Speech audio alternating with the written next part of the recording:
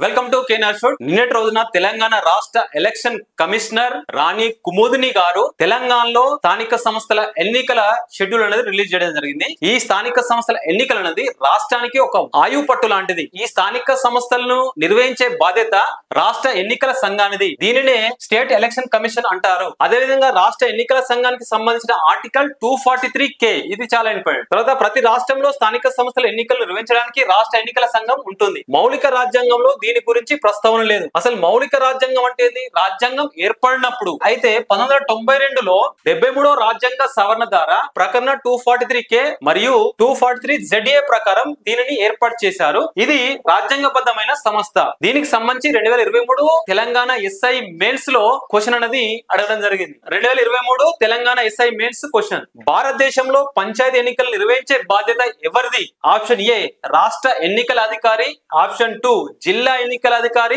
Option 3 ముఖ్య ఎన్నికల అధికారి, ఆప్షన్ 4 రాష్ట్ర ముఖ్యమంత్రి. ఆన్సర్ వచ్చేసి రాష్ట్ర ఎన్నికల అధికారి. అదే విధంగా దీనిపైనే 2024 TGPSC గ్రూప్ 1 ప్రిలిమ్స్ లో కూడా క్వశ్చన్ అనేది అడగడం జరిగింది. రాష్ట్ర ఎన్నికల సంఘం ఏ ఎన్నికలు నిర్వహిస్తుంది? ఆప్షన్ ఏ వచ్చేసి స్థానిక సంస్థలు, ఆప్షన్ 2 రాష్ట్ర శాసనసభలు, ఆప్షన్ 3 ప్రాథమిక వ్యవసాయ సహకార సంఘాలు, ఆప్షన్ 4 సహకార బ్యాంకులు. ఆర్టికల్ 243D పంచాయతీలకు రిజర్వేషన్లకు సంబంధించింది. ఆర్టికల్ 243T మున్సిపాలిటీ రిజర్వేషన్లకు సంబంధించినది. రాజ్యాంగంలోని 4వ భాగం ఆదేశిక సూత్రాల్లోని ఆర్టికల్ 40 అనేది గ్రామ పంచాయతీల ఏర్పాటు, స్థానిక సంస్థల ప్రగతి ద్వారా సమీకృత గ్రామీణాభివృద్ధికి చేయాలని ఆదేశించారు. ఈ ఎలక్షన్స్ అనేది చాలా కీలకం కాబట్టి మనకు రానున్న ఏ ఎగ్జామ్ లో అయినా కానీ వీటిపైన క్వశ్చన్ వచ్చే అవకాశం ఉంది. ఎన్నో రాజ్యాంగ సవరణ ద్వారా ఓటింగ్ వయసును 21 సంవత్సరాల నుండి 18 సంవత్సరాలకు తగ్గించారు. ఆన్సర్ తెలిస్తే కామెంట్స్ రూపంలో తెలియజేయండి.